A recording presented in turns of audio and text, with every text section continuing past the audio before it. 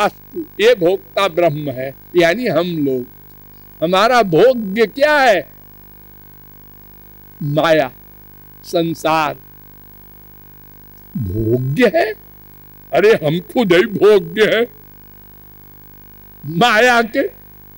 नए नए भोग्य संसार है। देखो, एक आदमी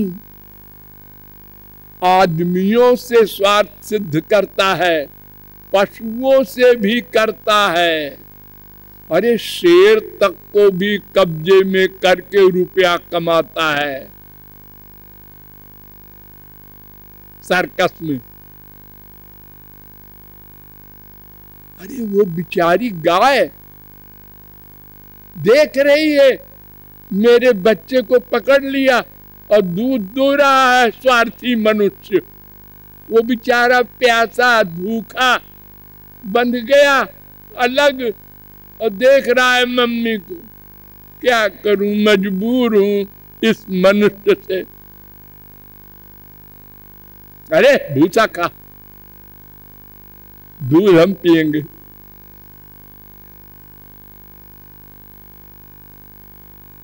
ये संसार भोग्य है, लेकिन ध्यान दो, प्रारब्ध के अनुसार ही भोग्य है। एक बहुत बड़ा भोग्य है। इस संसार का भोक्ता है, एक थोड़ा भोक्ता है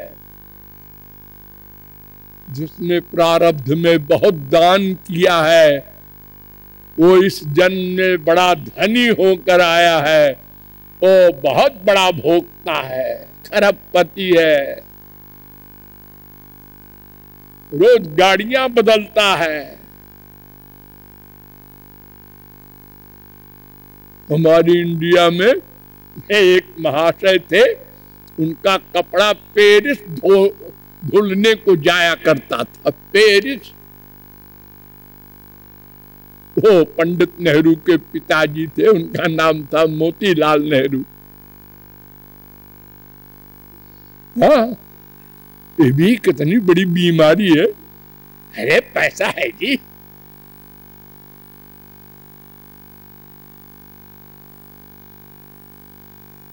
किसी को एक टपरिया नहीं नसीब है, फुटपाथ पर सो रहा है,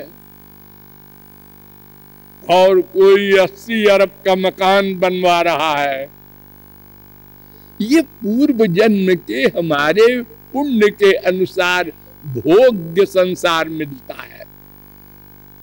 तो वो माया का संसार है, वो दूसरा तत्व है।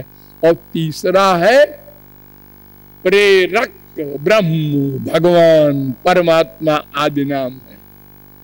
ये तीन तत्व सनातन तत्व है। अब प्रश्न है कि मैं तो जीव हूं, ठीक है, और जीव क्या है ये सब आपको बहुत डिटेल में बताया गया है। जीव अणु है, जीव उस अणु होकर हृदय में रहता है, सारे शरीर में व्याप्त रहता है। वो जीव दृष्टा है, स्पृष्टा है, श्रोता है, घ्राता है, मनता है, बोधा है, करता है, विज्ञानात्मा है और अनंत है।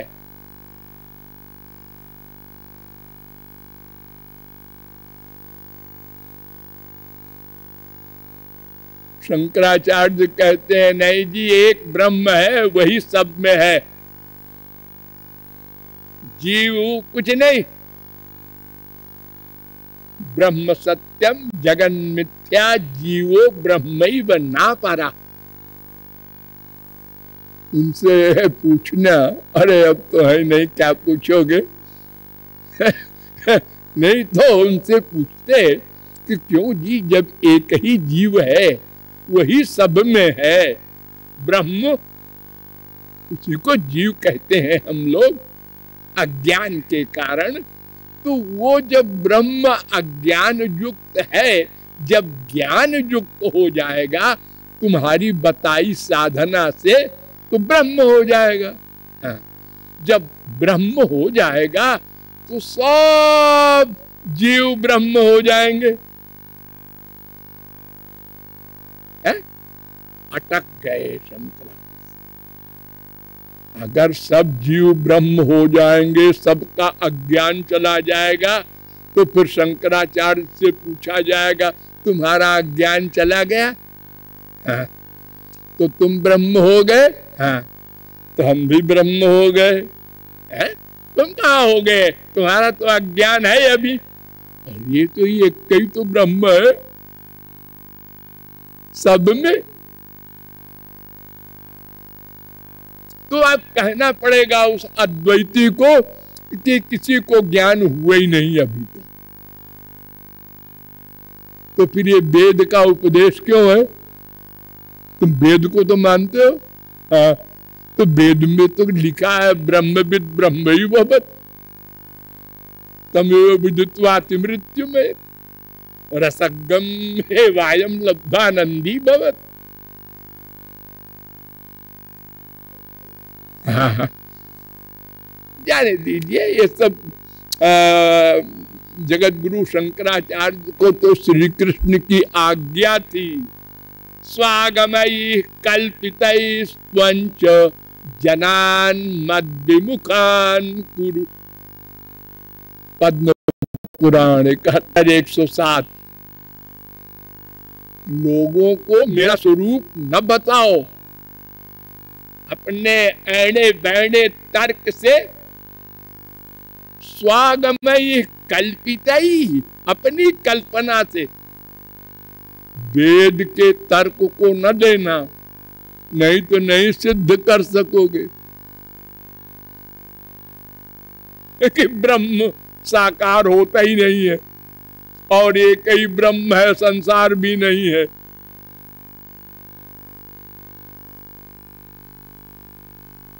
तो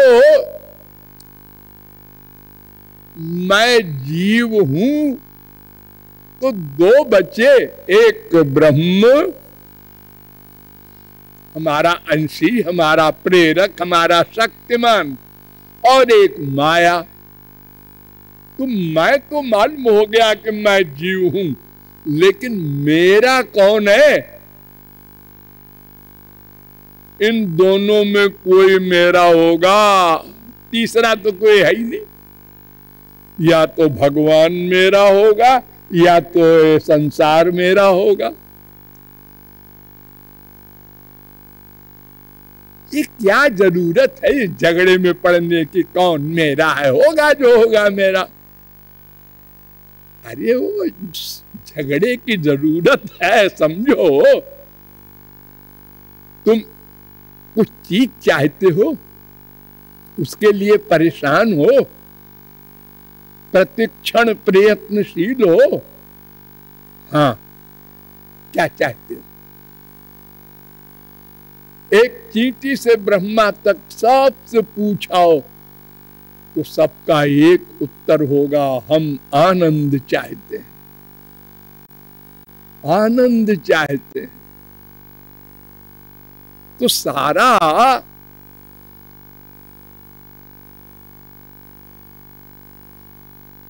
कर्म आनंद के लिए कर रहे हो ना?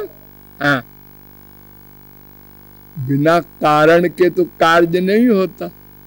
हाँ, कारणेन बिना कार्यम नो देति, वेद कह रहा है। त्रिपाद विभूति नारायणोपनिषद 8:1।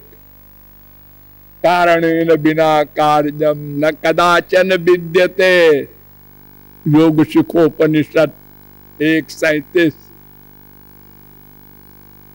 प्रयोजन मनुद्देश्य न मंदोपि प्रवर्तते, मूर्ख भी बिना उद्देश्य के, प्रयोजन के, कारण के कार्य नहीं करता। तो तुम्हारा कारण उद्देश्य आनंद है ना, इसलिए जानना आवश्यक है कि वो तुम्हारा आनंद कहाँ है।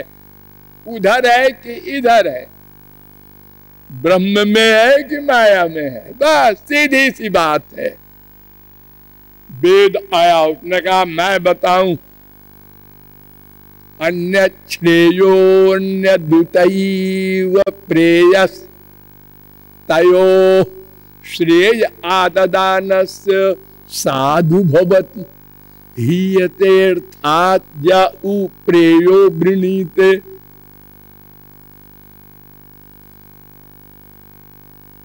दो है ना, हाँ जी, एक भगवान और एक संसार। आनंद कहाँ है, ये उत्तर चाहिए। ये उत्तर अभी तक मिले ही नहीं, अनंत जन्म बीत गए। हाँ, अगर मिला भी तो हमने माना नहीं, अगर माना भी तो थ्योरेटिकल।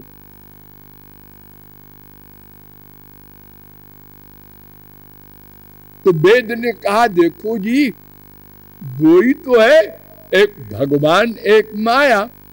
तो जो भगवान की ओर जाए वो श्रेय मार्ग है, कल्याण मार्ग है, यानी वो दिव्यानंद देगा। और जो प्रेय की ओर जाए, माया की ओर जाए, संसार की ओर जाए, वो हीयतेऽर्थात्, वो आनंद के स्थान पर दुख पाएगा। तो आपको क्या चाहिए? हाँ, अजी हम सब लोग जानते हैं, हमारी इंडिया में तो मरने के बाद गधा भी बोलता है राम नाम सत्य है, और दूसरा वाला असत्य है। दूसरा कौन? वही संसार, यानी ये शरीर जो मैं ले जा रहा हूं श्मशान घाट, ये असत्य है, मिथ्या है, नश्वर है। और जो चला गया वो जीव तत्व, वो नित्य है। तो आनंद चाहिए, इस कारण हम प्रतिक्षण उसके लिए प्रयत्न कर रहे हैं। लेकिन वेद की बात मैंने नहीं मानी कि भगवान की ओर आनंद है। क्यों? इसलिए कि तुम भगवान के अंश हो, ये प्रत्यक्ष प्रमाण। जिसका जो अंश होता है उसको नेचुरल प्यार करता है, नेचुरल। मैंने बहुत बार आपको एग्जाम्पल के द्वारा समझाया है कि जैसे मिट्टी का ढेला पृथ्वी से प्यार करता है, ऐसे हम लोग भी भगवान से नित्य प्यार करते हैं, क्योंकि वो आनंद है। ध्यान से सुनिए, वेद कहता है आनंदमक्षरम साक्षात्, जाबाली दर्शनोपनिषद 4:62। आनंदो ब्रह्मेति व्यजानात्, तैत्तरीयोपनिषद 3:6। रसो वै सः, तैत्तरीयोपनिषद 2:7। तस्माद् वा एतस्माद् विज्ञानमया धन्योऽन्तर आत्मा आनंदमय, तैत्तरीयोपनिषद 2:5। वो हेवान्यात् क्रः प्राण्यात् यदेश आकाश आनंदो न स्यात्, तैत्तरीयोपनिषद 2:7।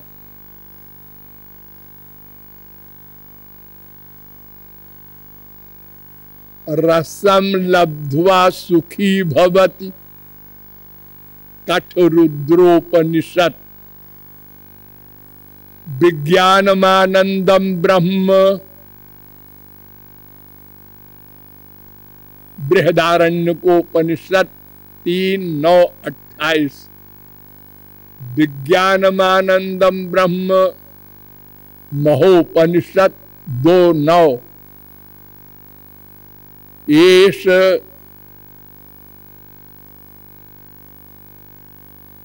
रसतमः परमः, छांदोग्योपनिषद 1:1-3।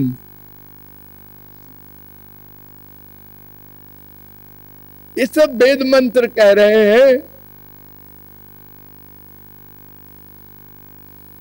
और फिर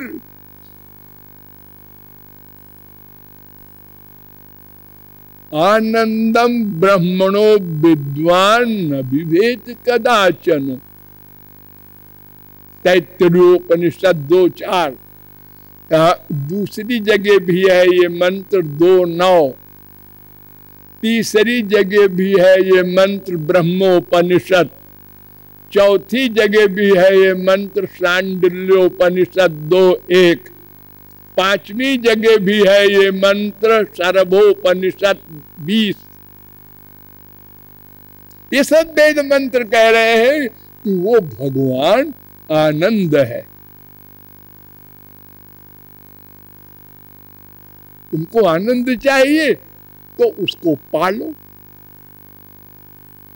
भागवत ने भी कहा, हमारी भी सुन लो, आनंद मात्र विकल्प विद्ध वर्चा 3:9-3। वो आनंद है। आनंद मूर्ति मजहादति दीर्घतापम। उपजा ने आनंद का आलिंगन किया, भगवान नहीं कहा। सत्य ज्ञानानंतानंद मात्रैक रस मूर्तया, अस्पृष्ट भूरि माहात्म्या अपि उपनिषदृशाम 10-13-54। वो आनंद है। केवलानुभवानंद स्वरूप सर्वबुद्धि दृक् 10-3-13। वो आनंद है।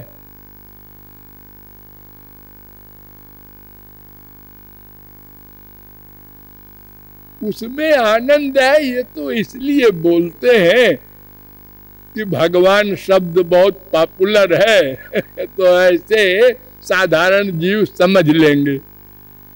जैसे कहते हैं समुद्र में खारा पानी है, तो क्या समुद्र कोई बर्तन है?